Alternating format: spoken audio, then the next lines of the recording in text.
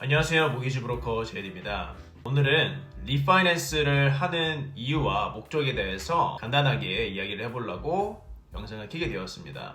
리파이낸스를 하게 되어서 집에 죽은 돈을 어떤 식으로 활용할 수 있을지에 대한 가이드라인이라고 이해하시면 좋을 것 같습니다. 가장 흔한 리파이낸스를 하는 이유 중 하나는 우리가 모기지 리뉴얼이 되는 시점이 왔을 때 이때 타 은행으로 리파이낸스를 하는 경우가 가장 이제 흔한 케이스라고 이해하시면 좋을 것 같아요. 이 케이스에서는 지금 현재 진행하고 있는 은행에서 만족스러운 이자율을 제공해주지 않았을 경우에 타 은행으로 리파이낸스를 진행함으로써 낮은 이자율을 받을 수 있는 이러한 솔루션도 있고, 혹은 우리가 상환기간이 예를 들어서 15년이 남았는데 지금 현재 고금리가 됐기 때문에 15년 상환을 했을 때는 내가 월 부담금이 너무 높아서 너무 부담스러운 이런 경우에 상환기간을 다시 30년으로 당겨서 진행하는 리파이낸스 방법이 있습니다. 리뉴얼 같은 경우는 우리가 똑같은 상환기간을 가지고 진행을 하는 것을 리뉴얼이라고 하고, 그리고 금액 또한 전혀 변동이 없는 것을 이제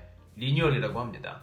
리파이낸스 같은 경우에는 상환기간을 늘리거나 집에 묶인 돈을 더 빼오거나 하는 상황에서 리파이낸스라고 규정합니다.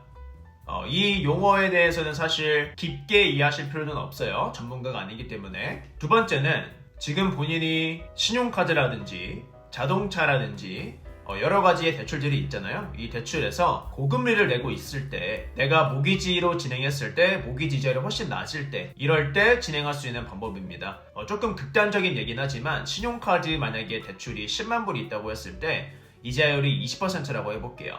그러면은 매년 원금 상환하는 거는 전혀 없이 매년 2만 불 정도만 이자로 나가게 됩니다. 이렇게 하시는 것보다 모기지로 묶어서, 예를 들어서 모기지 이자율이 6% 초반대라고 하면은 6% 초반대의 이자율을 내고 원금 상환까지 같이 하는 게 훨씬 이득일 수 있겠죠. 그러면은 6%와 20%를 비교해보면 14%를 세이브하는 솔루션이라고 이해하시면 좋을 것 같습니다. 제가 다음 영상에서 실제로 제가 최근에 도와드렸던 이 사례를 설명해드리는 시간을 갖도록 하겠습니다. 세 번째는 캐시플로우를 조금 더 건강하게 만들기 위해서 리파이낸스를 진행하실 수가 있습니다. 첫 번째 제가 설명드린 것처럼 우리가 상환기간이 15년이 남았을 때 30년으로 다시 당겨버리면 매달 부담금을 우리가 줄일 수가 있잖아요. 그래서 그렇게 이용하는 방법입니다. 네 번째는 우리가 투자용 부동산을 구매할 때 집에 죽은 돈을 빼서 이 돈을 다운 페이먼트 자금으로 사용하는 방법이 있겠습니다. 다섯 번째, 예를 들어서 우리가 비즈니스를 시작을 하려고 하는데 집에 모기지가 없어요. 비즈니스 론을 받으러 이제 은행에 갔더니 이자율이 12%, 14% 이렇게 되기 때문에 이렇게 하는 것보다 만약에 집을 담보로 홈 에쿼티 라인 오브 크레딧을 진행하셔서 받는다고 했을 때는 이자율이 프라임 플러스 0.5% 이렇게 되기 때문에 지금 현재 프라임이 7.2%, 7.2%거든요. 그래서 7.2%에 0.5%를 더하면 7.7%가 되겠죠.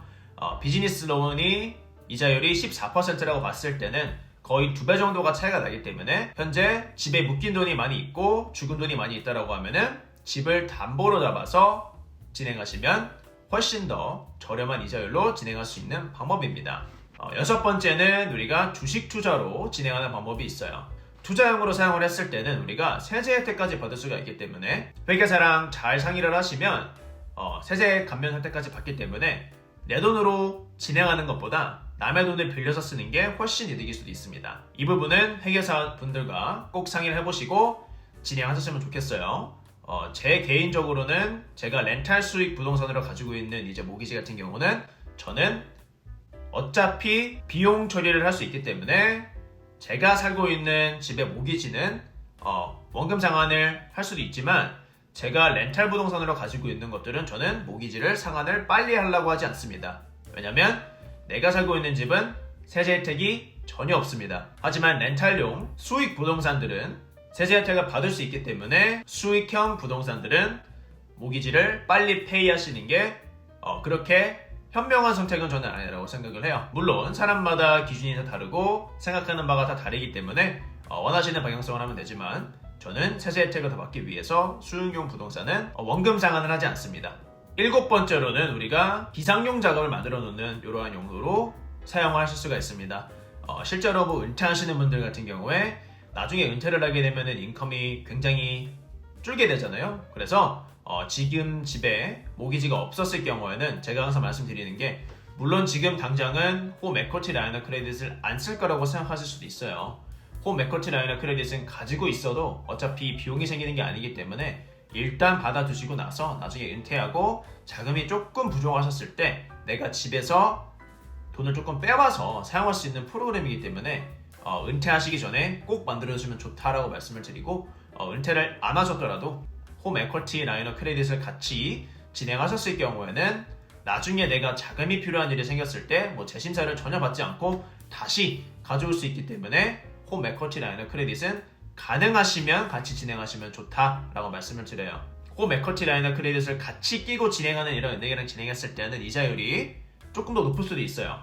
하지만 나의 목적성에 맞게 진행할 수 있다라고 이해하시면 좋을 것 같습니다. 오늘은 간단하게 리파이낸스에 대해서 알아보았는데요. 다음 영상에는 제가 리파이낸스를 어떤 식으로 활용을 해서 제 클라이언트가 얼마만큼의 큰 돈을 세이브를 했는지 요거에 대해서 올려보도록 하겠습니다.